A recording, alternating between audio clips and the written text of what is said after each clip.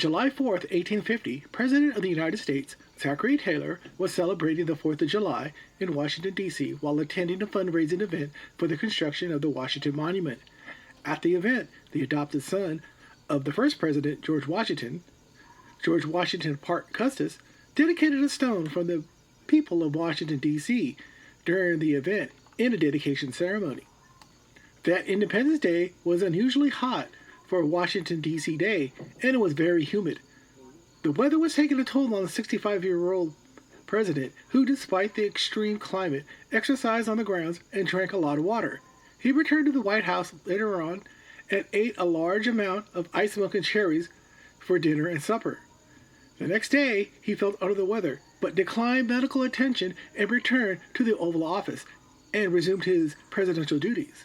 But the day after, he started to get really ill, and a doctor thought it was a stomach ailment and treated him for it, but his condition grew worse by the day, and soon he was bedridden. His personal doctor, Alexander Witherspoon, then diagnosed him with cholera morbus, a widely used medical term back then like apoplexy. It could be anything from actual cholera, dysentery, or just really bad diarrhea.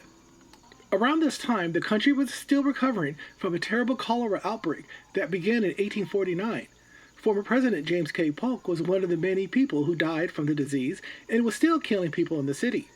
The president's mysterious illness grew worse, and he developed a really high fever that would go away, despite his team of doctors working around the clock to try and find a cure for his ailments.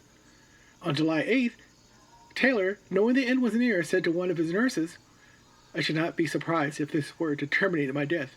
I did not expect to encounter what has beset me since my elevation to the presidency.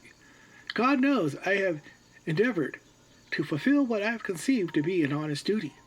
But I have been mistaken, my motives have been misconstrued, and my feelings most grossly outraged."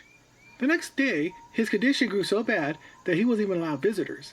His family prayed in a room next to his, while the news of his grave condition spread throughout the city. The streets were filled with people wanting to know how bad he really was.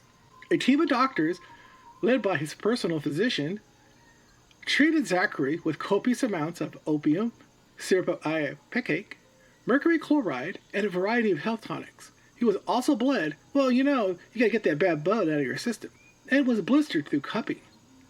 This only made his condition even worse, and as the end grew near, on July 9th, President Taylor asked for some water and drank it while being ministered to by Dr. Witherspoon. He asked him, "How long will I live?"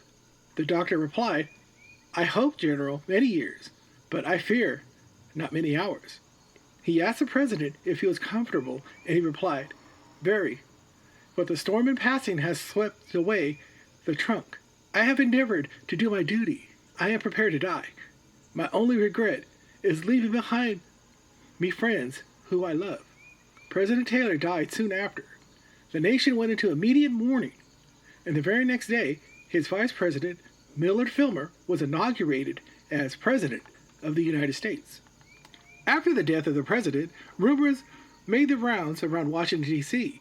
about President Zachary Taylor being a victim of an assassination plot, some even pointing fingers at the Roman Catholic Church and pro-slavery Southerners.